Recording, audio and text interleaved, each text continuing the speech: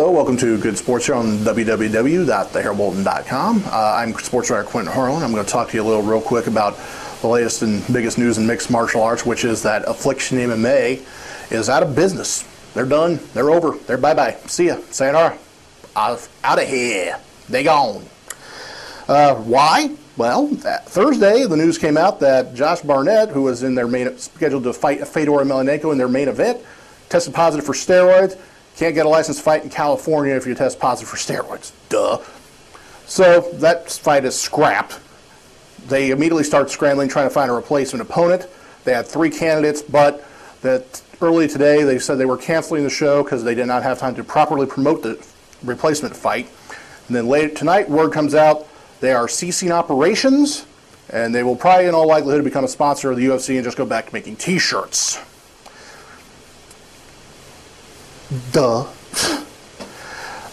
They had 2 critically acclaimed shows, very good fights on those shows. Just one problem, they dished out so much money and salary and were crazy with their money. They were so far in the red that, they were on life support anyway, and this was just, probably the biggest nail in the coffin. Kind of like Elite XC before them, only difference was they were actually promoting fighters that had earned their spots instead of someone that had, earned it through, the YouTube videos like this. Well, not like this, but you get the idea. What this means for MMA short term, fighters have lost another avenue in which to make a living for themselves. The U.S. now has down 1 major promotion, and the UFC and Strikeforce are still the most sane business models to set up an MMA company. UFC is #1, period. Strikeforce is #2 in this country.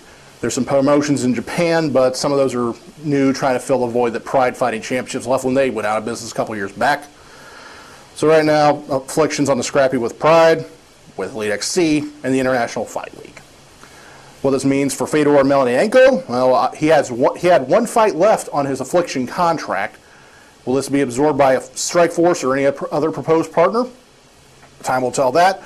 Or does he become a free agent again and hit the open market and drive, me nuts by drawing out signing with the UFC to take on a talent-laden heavyweight pool? We shall see.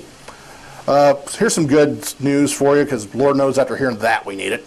August 8th, local MMA fans, pay attention. Hoosier Park will have War in the Yard. Tickets are available at the Hoosier Park box office right now.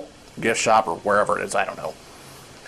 We'll have Anderson's own Tristan Junker and Troy King on that card. Some fighters from Muncie, former UFC fighters from Muncie and Indianapolis will be on there as well. Also on August the 8th, UFC 101 Declaration from Philadelphia will be on pay-per-view. Main event is Kenny Florian challenging BJ Penn for the lightweight belt.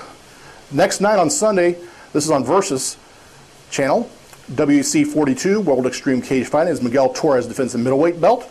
And then on Saturday, August 15th, Strikeforce on Showtime, as Gina Carano and Chris Cyborg Santos headline the show. First time ever a women's match is headlined a card where there are men on the card as well. So who says the mixed martial arts isn't progressive? They'll duke it out for the women's 145-pound title. So there's the good, bad, and the ugly of MMA this week, folks. We'll talk to you next time.